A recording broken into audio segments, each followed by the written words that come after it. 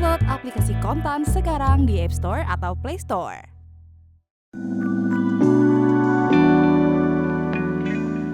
Kementerian Keuangan memperkirakan penerimaan negara bukan pajak pada tahun 2025 tidak akan mencapai target.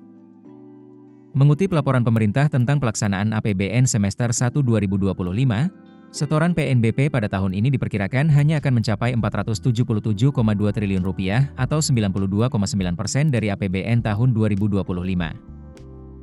Tak tercapainya target PNBP tahun ini dikarenakan adanya peralihan pengelolaan setoran dividen BUMN ke BPI dan Antara. Ini terlihat dari seluruh komponen PNBP, di mana hanya PNBP kekayaan negara dipisahkan yang diperkirakan tidak mencapai target. Kemenkeu memperkirakan PNBP KND hanya akan mencapai 11,8 triliun dari target sebesar Rp90 triliun.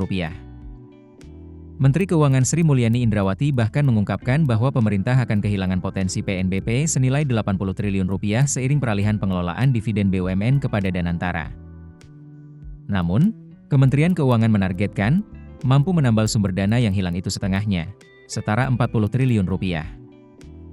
Direktur Penyusunan Anggaran Pendapatan dan Belanja Negara Direktorat Jenderal Anggaran Kementerian Keuangan, Rofianto Kurniawan mengatakan sumber dana untuk tambal dividen itu berasal dari optimalisasi sumber PNBP lainnya.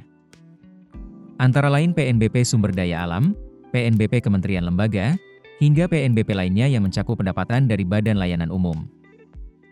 Untuk PNBP sumber daya alam pada tahun 2025 diperkirakan akan mencapai Rp230,1 triliun atau 105,5% dari target APBN.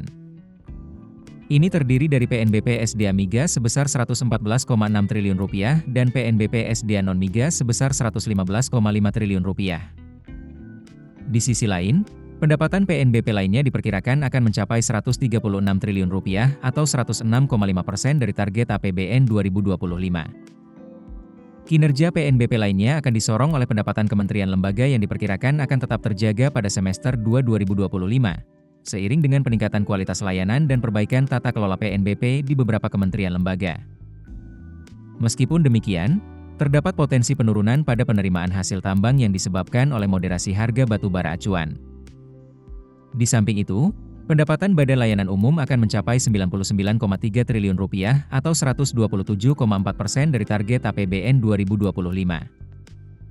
Kemenkeu memperkirakan, kinerja pendapatan Blue pada semester 2 2025 masih didukung oleh pendapatan Blue non-sawit, antara lain berasal dari pendapatan Satker Blue yang berada di bawah kewenangan Kemenkes, Kemendiktisaintek, Kemenkomdigi, Kemenhan, dan Polri.